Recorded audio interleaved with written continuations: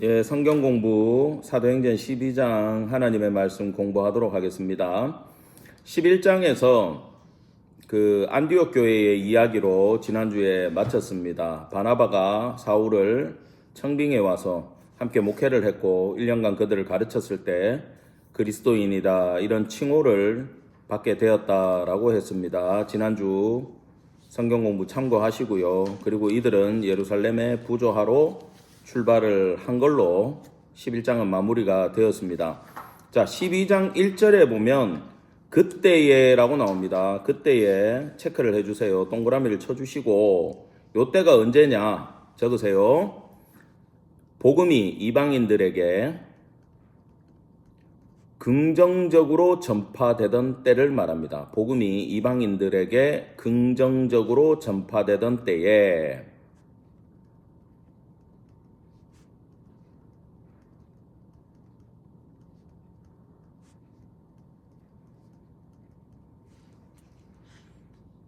그리고 괄호를 열고 이 구속사의 관점에서는 큰 전기를 마련하는 계기인데 뭐냐? 베드로는 퇴장하고 이제 바울이 나서게 되는 거예요. 베드로는 퇴장하고 바울이 등장하게 된다. 이렇게 체크를 적어 놓으시기 바랍니다.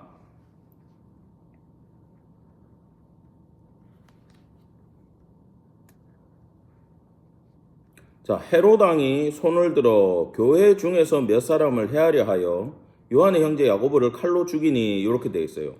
헤롯 네모를 치세요. 헤롯. 그리고 이제 별도의 좀 넓은 공간에다가 이 헤롯에 대해서 우리가 잠깐 공부를 하고 가야 됩니다. 이 헤롯이라는 사람은 예수님 태어나기 전부터 있었잖아요. 근데 아직까지 있죠.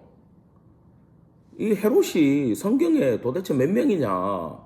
읽을 때마다 헷갈립니다. 이게 읽을 때마다 헷갈리는데 그 원래 헤롯 예수님한테 영아 살해를 지시했던 헤롯은요 이두메인이라고 나와요.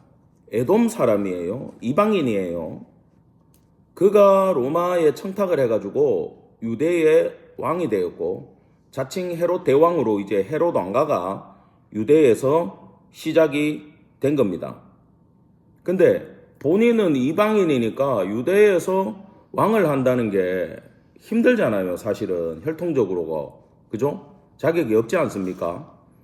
근데 와이프가 마리암네라고 이 여자가 하스몬 왕가 유대 하스몬 왕가 그 전에 왕조를 이루었던 그 집안의 여자랑 결혼함으로써 와이프가 유대인 혈통이기 때문에 어느 정도의 합법성을 가지고 이 친구가 유대에서 왕을 했고 이 사람이 예수님 태어날 때의 헤롯이고 우리가 이제 학문적으로는 그냥 헤롯 대왕이라고 불러요. 이 사람이 제일 선조가 되고요. 밑에 자식들이 많은데 이 자식들에 대해서는 여러분 그 세례 요한의 죽음을 사주했던 헤로디아라는 여자를 기억하실 겁니다. 이 헤로디아가요 이 왕가하고 직접적으로 연결이 되어 있어요. 이 여자는 역시 그 집안 여잔데 헤롯의 손녀뻘 되는 거예요. 족보상. 근데 이 여자는 결혼을 3번을 합니다. 삼촌들이랑. 그리고 4명의 왕과 직간접적으로 영향이 있는 대단한 여자입니다. 이 여자가. 정치적인 욕망이 보통 여자가 아니에요. 그 첫 번째 남편은 누구냐 하면은 헤롯 2세였어요.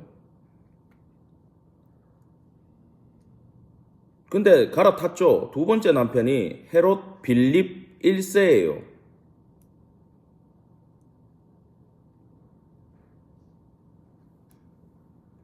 그리고 세 번째 남편이 헤롯 안디바예요. 헤롯 안디바. 성경에서 안티파스 우리 책에서는 안티파스라고 나오고 헤롯 안디바라는 사람이 세 번째 남편이었는데 그 두 번째 남편과 세 번째 남편은 형제지간입니다. 세 번째 남편이 형이고 두 번째 빌립이 동생이었어요. 근데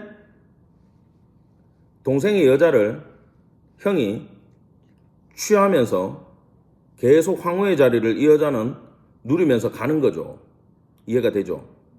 근데 이걸 누가 태클을 걸었느냐? 세례 요한이 여기에 반기를 들었죠. 마가복음 6장에서 마태복음 14장에서 세례 요한이 동생의 아내를 뺏은 일에 대해서 비판을 해서 헤로디아는 앙심을 품고 있다가 안디바의 생일날 살로메, 딸내미 살로메를 보내가지고 원래 이 왕족은 남들 앞에서 춤을 추면 안 됩니다. 그런데 아주 춤을 가르쳐가지고 얘도 끼가 많은 것 같아요. 걸그룹처럼. 아주 아버지를 홀렸죠. 안디바를 홀렸어요. 안디바가 뭐든지 다 해주겠다 그러잖아요. 제국의 절반이라도 주겠다 그러면서 그걸 이용해가지고 다른 거 필요 없고요. 엄마한테 가서 물어보죠. 엄마 뭐 달라 그럴까? 세례 요한에 못 갖고 오라 그래. 그 세례 요한이 순교를 하게 됐지 않습니까? 어떤 여자인지 알겠죠? 단적으로 세례 요한 이야기까지 가면 힘들어지니까. 근데 오늘 나오는 이 헤롯은요, 이 세 명 중에 없어요. 다음 왕이 누구였냐 하면 헤롯 아그리파 1세. 그러니까 여기 사도행전 12장에 나오는 건 아그리파인데 이 사람은 또 누구냐 하면 헤로디아의 오빠입니다. 오빠. 족보가 대충은 이해가 되시죠? 바꿔내요 그러면? 아니죠. 오빠하고 살지는 않았는데 오빠가 다음 황제가 됐어요. 사실 이 오빠 오늘 나오는 이 지금 아그리파 얘기를 하다가 이 헤로디아로 빠졌고 아그리파 지금 오늘 나오는 헤롯의 여동생이 헤로디아였고 오늘 나오는 이 아그리파는 어떤 인간인가? 굉장히 성격이 경박하고 경솔하고 사치를 좋아하고 강교한 인간이었다. 적어 놓으세요. 경박, 사치, 강교 이 그냥 세 가지로 정리가 됩니다. 이 사람 인품이 뭐라고요? 경박, 사치, 강교. 그 이 사람은 그 유대인들의 환심을 살 수가 있었던 게 역시 외할머니가 마리암네라고 유대인 계열이지 않습니까? 그래도 유대인들 입장에서 유대교를 말하는 거예요. 유대교 입장에서 그래도 네가 낫다라고 본 거예요. 근데 이 신구약 중간기에 요건 안 적으셔도 됩니다만 유대의 상황이 어땠냐 하면은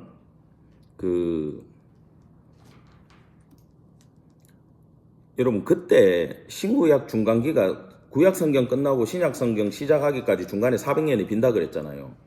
그때 제국을 이루었던 게 마케도니아의 알렉산더 대왕이에요. 알렉산드로스 이렇게 책에 나오는데 이 사람이 동방원정, 동방이라고 말하면 페르시아 쪽을 말하거든요. 다리오 왕 알죠? 그쪽.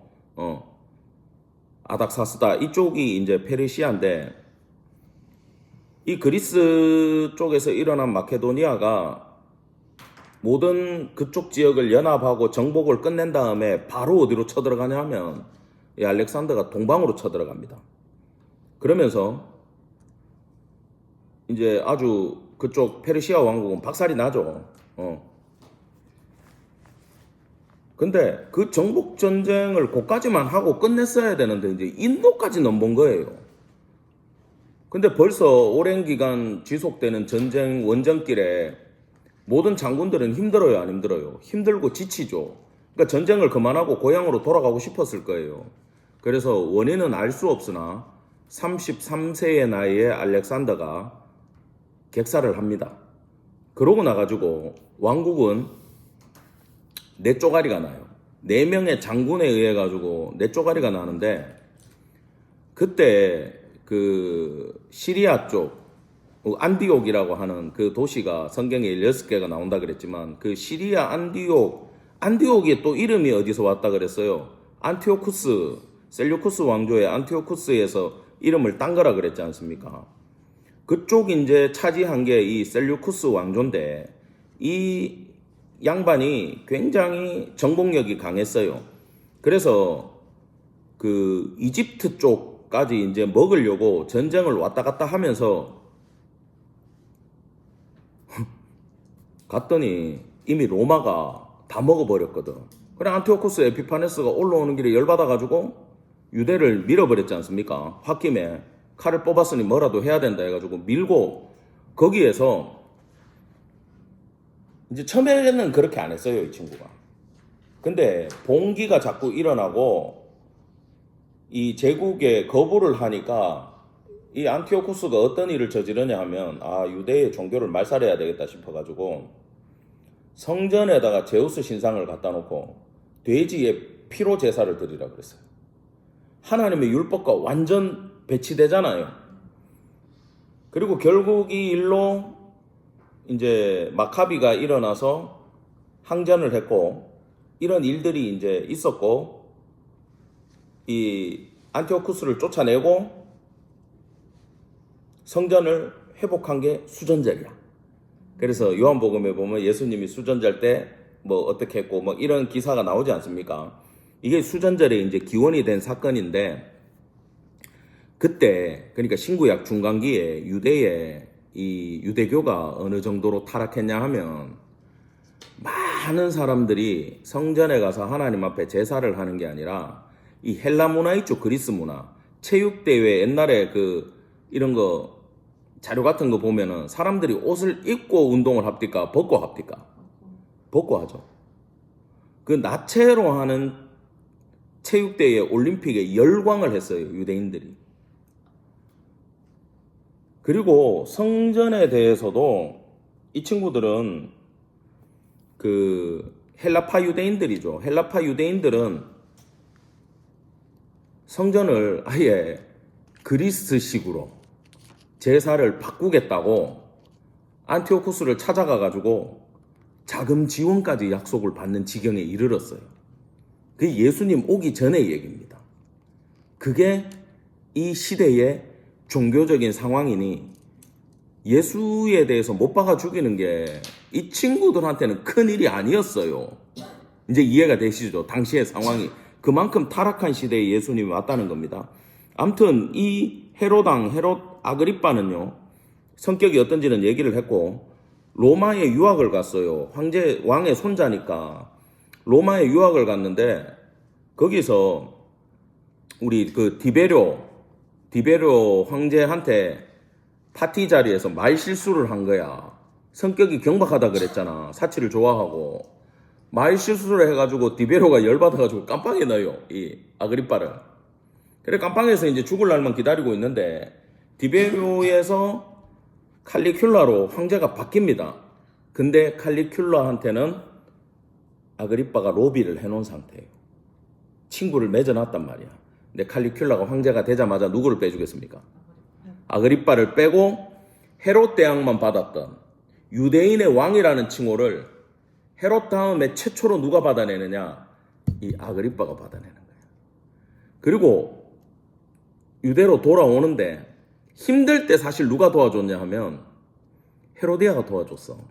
감옥 가 있고 이럴 때 옥바라지를 누가 했냐 하면 옥바라지를 이 헤로디아, 이 권력욕에 찌든 이 친구가 했는데 저는 처음에 그래가지고 헤로디아가 설마 이 오빠하고까지 또 결혼을 생각했나 싶었는데 이 헤로디아가 이 자기의 정치적 욕망에서 실수한 게 뭐냐 하면 당시 남편이었던 게 누구라 그래서요?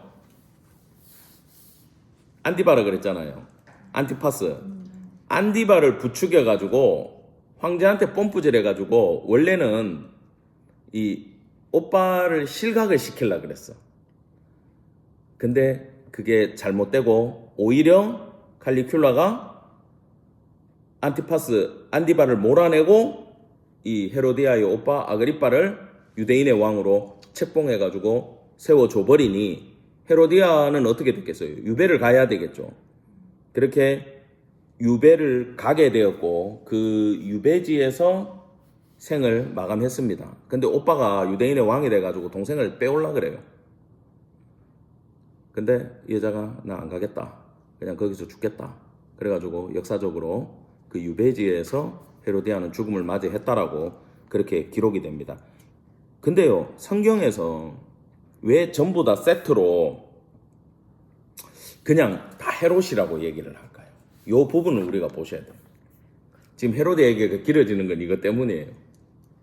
왜 안디바가 됐건 빌립이 됐건 아그리빠가 됐건 헤롯 대왕이 됐건 성경에서는 왜 전부 다 그냥 헤롯이라고 얘기하고 뭐 메세다 누구다를 안 밝혀줄까? 우리같이 공부해야 되는 사람들 힘들게 구별을 안 해줘요. 왜 그런가 하면요. 적으세요. 왜 다 한 헤롯으로 보느냐? 자, 모두가 악한 사단의 하수인의 노력을 똑같이 했기 때문에 그냥 헤롯일 뿐인 거예요. 이해가 됩니까? 이 중에 이 집안에서 누구 한 명이라도 하나님의 일에 관심이라도 있었으면 그 사람은 성경에서 구별해서 얘기를 해줬을 거예요. 근데 이 헤롯 집안은 하나같이 이런 식으로 해버리니까 성경은 그냥 헤롯이다라고 낮추어 말하는 거예요. 여러분, 다윗이 대단한 게 골리앗이라고 부르지 않아요. 저 블레셋 사람 중에 하나라고 불러버리죠. 왜 그렇습니까? 할례 없는 자 이렇게 불러버려요. 하나님의 반대하는 그 세력, 하나님의 구속사 안에 들어오지 못하는 그 블레셋은 지가 이 땅에서 아무리 강한 장군이건 아무리 높건 간에 그냥 하나님의 적일 뿐이다라는 거예요. 이게 다윗의 신앙의 자존심이었음을 여러분 기억하기를 간절히 바랍니다.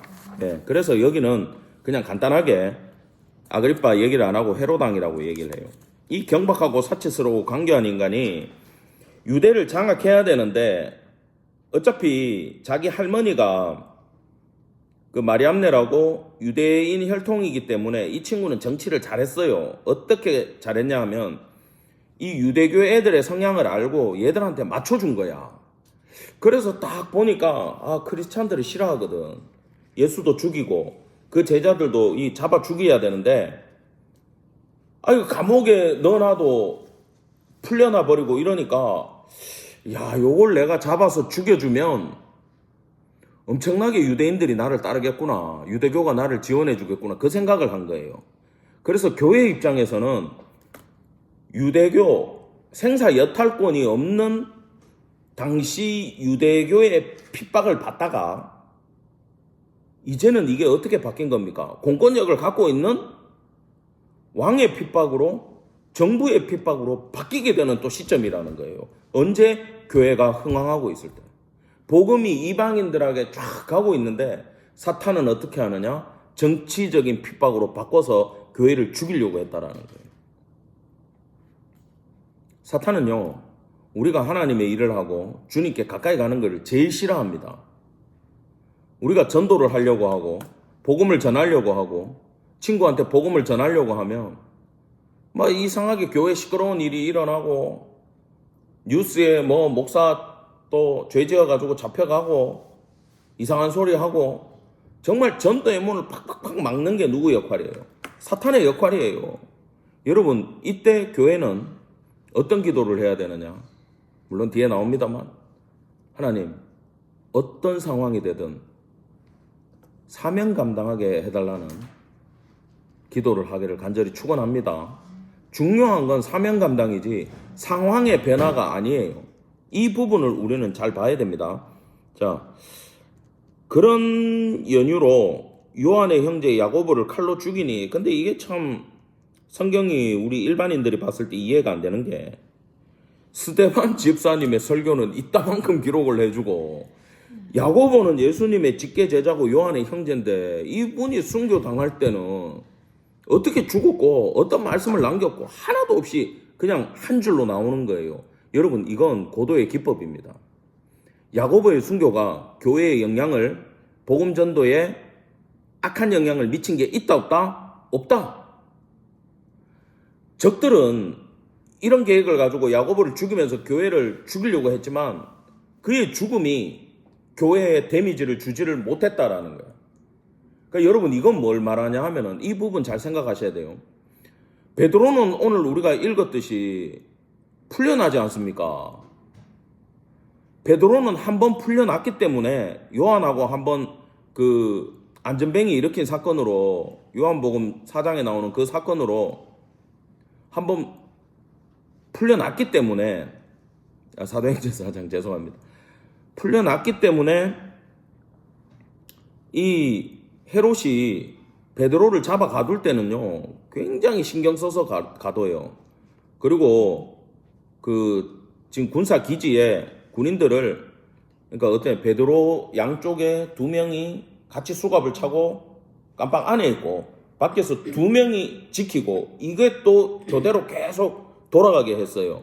완벽하게 지켜서 또 자기는 율법을 지키는 자라는 걸 강조하기 위해서 무교절 끝날 때까지, 그때는 그 누구도 죽이면 안 되는 율법이 있으니까 지켜서 그거 끝나자마자 요걸 죽이면서 유대인의 환심을 사야 되겠다라고 계획을 세우고 철저하게 하는데, 그 힘든 상황에서 베드로는 하나님이 풀어주고 야고보는 죽였지 않습니까?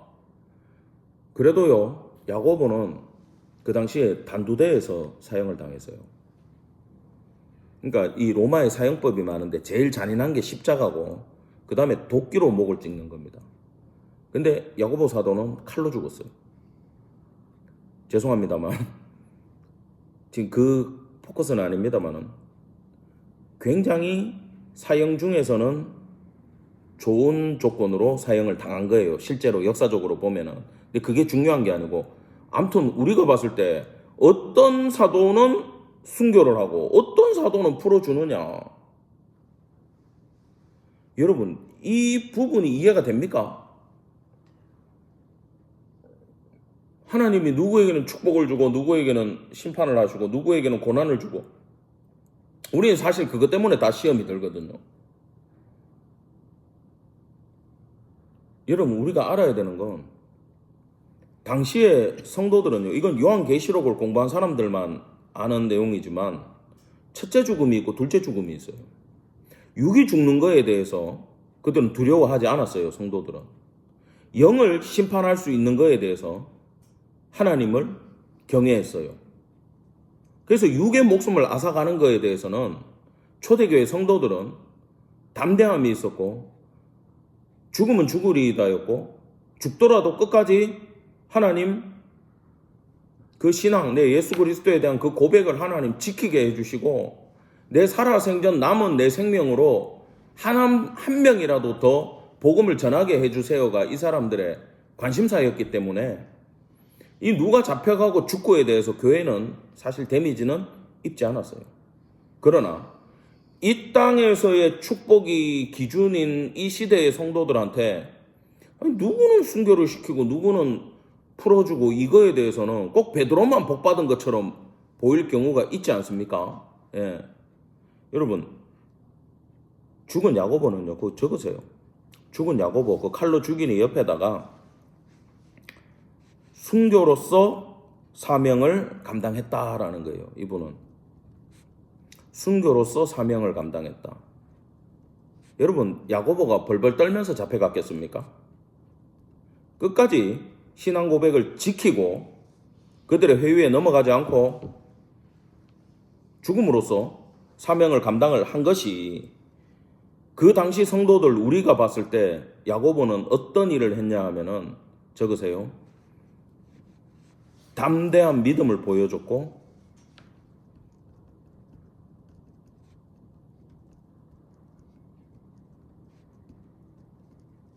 죽음이 예수 그리스도와의 관계를 끊을 수 없다를 보여준 거예요. 죽음이 예수 그리스도와의 관계를 끊을 수 없다. 이걸 선포하는 사명을 감당하고 베드로는 주님 품에 간 거예요. 여러분, 마가복음 10장에 보면 이런 구절이 있습니다. 세베대의 아들 마가복음 10장 35절입니다. 세베대의 아들 야고보와 요한이 주께 나와 여짜오되, 선생님이여, 무엇이든지 우리의 구하는 바를 우리에게 하여 주시기를 원하옵나이다. 이르시되, 너희에게 무엇을 하여 주기를 원하느냐? 여짜오되, 주의 영광 중에 우리를 하나는 주의 우편에 하나는 좌편에 앉게 하여 주옵소서. 예수께서 가라사대, 너희의 구하는 것을 너희가 알지 못하는도다. 딱 그거예요. 지금 세상의 영광을 구하고 있는 제자들에게, 너 지금 무슨 얘기하는지 모르지? 너희가 나의 마시는 잔을 마시며 나의 받는 세례를 받을 수 있느냐? 우리는 이게 뭔지 압니다. 저희가 말하되 할 수 있나이다. 예수께서 이르시되, 너희가 나의 마시는 잔을 마시며 나의 받는 세례를 받으려니와. 이러면은 또, 야, 이거 기도할 때 우리 주님 앞에 대답 잘해야 될 것 같은데, 제가 그 대표적인 케이스지 않습니까? 하나님 앞에 저는 그 응답을 받은 적이 있어요. 정말 무엇하여 주기를 원하느냐. 하나님 엄청 기쁘셔가지고 그걸 내가 받았는데, 그때 내가 몰랐어. 뭐라 그랬다 그랬습니까? 나의 밟는 땅을 나에게 주시고. 그때 한창 제가 부동산 사업에 빠져 있을 때라 가지고 제가 그렇게 기도했다가 저기 중국까지 가가지고 선교를 하고 돌아왔지 않습니까? 기도 잘 하시기 바랍니다. 이 야고보와 요한이 기도를 이 예수님한테 대답을 잘못해가지고 야고보가 순교한 건 아니에요. 옆에 요한도 있었잖아요. 요한은 끝까지 장수하시다가 요한계시록까지 남기고 거의 100세까지 사시다가 자연사 하셨어. 자연사. 몰라요. 이것 때문에 하신 건 아니에요. 근데 보여주시는 거죠. 그게 뭐라는 걸, 예수님의 마시는 그 잔과 그 세례가 뭔지를 야고보가 대표로 겪게 된 거라고 여러분들은 기억하시기 바라고. 그러면 풀려난 베드로는 굳이 왜 꺼냈을까요? 베드로만 할 수 있는 사역이 있었다라는 거예요. 지금 이 상황에서 저는 이런 생각이 들더라고요. 수제자 베드로마저 순교를 당하면 그것은 교회가 너무 힘들었을 거다. 물론 하나님의 교회는 복음 전도는 무너지지 않겠지만 교회가 그때는 많이 힘들었을 것 같아요. 그래서 베드로는 놀라운 기적으로 풀려나는 것을 맛보게 됩니다. 유대인들이 이 일을 기뻐하는 것을 보고 베드로도 잡으려 할 때 때는 무교절이라 다 설명을 했습니다. 잡으며 옥에 가되어 군인 4씩인 4패에 맡겨. 자, 4인 1조로 3시간씩 교대로 돌린 거예요. 이 팀들을 16명을 돌리는 거죠. 그리고 어디에 갇혀있냐 하면 5절에 보면 베드로는 옥에 갇혔다 그러는데 거기다가 성전 북서쪽 안토니아 감옥이라고 체크를 해놓으세요. 성전 북서쪽 안토니아 감옥에 갇혔어요. 여기는 아주 로마의 강력한 부대가 주둔하는, 얘들은 여기 왜 와 있냐 하면은 안토니아 요새에 이 축제 때 봉기가 일어날까봐, 로마에 한가하는 봉기가 일어나면 그 집정으로 와 있는 왕이 굉장히 곤란할 거 아닙니까? 우리 일제시대 때 조선 총독이 곤란해지듯이 똑같은 일이에요. 의병들이 일어나면. 그래서 여기는 군인들이 아주 방비를 잘하는 그런 예루살렘이었다라는 겁니다. 그래서 6월절 후에 백성 앞에 끌어내고자 하더라 공개 처형을 계획하고 있었어요. 그러니까 아주 유대교 입장에서는 퍼펙트한 거죠. 왕이 우리 편이 돼가지고 교회의 예수의 수제자 베드로를 공개 처형을 준비해 준다. 그러면 가서 얘기할 거 아닙니까? 잘 잡으셔야 됩니다. 잘 가둬놔야 됩니다. 막 풀려나고 이럽니다. 마술도 합니다. 이놈들 막 그럴 거 아니야. 유대인들이 와가지고. 자, 5절에 이에 베드로는 옥에 갇혔고 그 다음에 교회는부터 여러분 네모를 딱 치세요. 빨간색으로. 교회는 그를 위하여 간절히 하나님께 기도하더라. 자, 교회는 그를 위하여 간절히 하나님께 기도하더라. 어떤 기도? 하나님, 베드로는 빼주세요라고 기도 안 했을 거예요. 몰라요, 그거는. 하나님, 우리 베드로 사도가 잡혀갔습니다. 순교당할지 모릅니다. 끝까지 사명 감당하게 해주세요. 1번 기도였고, 두 번째 기도는 뭐였겠어요? 하나님, 우리 또한 이 일로 위축되지 아니하고 끝까지 사명 감당하게 해주세요. 여러분, 이게 성도의 기도가 되어야 됨을 기억하시기 바랍니다. 이게 영적 전쟁이고 이게 성도 기도의 최종판이에요. 헤롯이 잡아내려고 하는 그 전날 밤에 베드로가 두 군인 틈에서 두 쇠사슬에 매어 누워 자는데 파수꾼들이 문 밖에서 옥을 지키더라. 탈옥이 아니에요. 하나님의 신적 능력으로 출애굽 하듯이 구출해 주시는 장면이 열립니다. 호련히 주의 사자가 나타나며 옥중에 광채가 빛나며 또 베드로의 옆구리를 쳐 깨워 이르되 급히 일어나라 하니 쇠사슬에 그의 손에서 벗어지더라. 놀라운 기적이죠. 그냥 하나님이 하시지 않으면 도저히 불가능한 일이 일어났다는 거예요. 근데 베드로는 지금 계속 헷갈립니다. 천사가 이르되 띠를 띠고 신을 신으라. 다 해제하고 있고 나가자고 해도 지금 뭘 해야 될지 몰라요. 베드로는 나간다고 상상도 안 했고 기대도 안 하고 있었다라는 거예요. 나도 야고보 따라간다. 나 빨리 주님 만나러 갈래. 지금 그러고 있었다는 거야. 겉옷 입고 빨리 따라와라 이러고입니다. 9절에 베드로가 나와서 따라갈새 천사가 하는 것이 생시인 줄 알지 못하고 환상을 보는가 하더라. 요바에서 그 옥상에서 기도할 때 환상을 본 적이 있잖아요. 환상이 2탄인가? 지금 이러고 있는 거예요, 베드로는. 그런데 첫째와 둘째 파수를 지나 시내로 통하는 쇠문에 이르니 문이 저절로 열리는지라 나와서 거리를 지나며 천사가 떠나더라. 이에 베드로가 정신이 들었다. 야, 이거 진짜였구나. 환상이 아니었구나. 여러분, 얼마나 하나님이 강권적으로 베드로를 꺼냈는지 알겠죠? 예. 사명자가요, 사명이 남아있을 때는요, 하나님의 이런 도움을 받아요. 사명자는. 어떤 일이 있어도 하나님이 쓰신다고 마음 먹으면은 하나님 결국에 쓰시는 분이기 때문에 여러분, 사명 받기를 간절히 원합니다. 대답 소리가 약한데 두려워 말고 사명자 하나님이 끝까지 끌고 가십니다. 자, 이제야 참으로 주께서 그의 천사를 보내어 나를 헤롯의 손과 유대 백성의 모든 기대에서, 유대 백성의 모든 기대가 뭔지 알죠? 거기에서 벗어나게 하신 줄 알겠노라 하여. 자, 깨닫고 마가라 하는 요한의 어머니 마리아의 집에 가니. 자, 이렇게 되어 있는데 지금 우리 이 전반부에 대한 해설이 너무 길어서 한번 자르고 2부에서 뵙도록 하겠습니다. 예.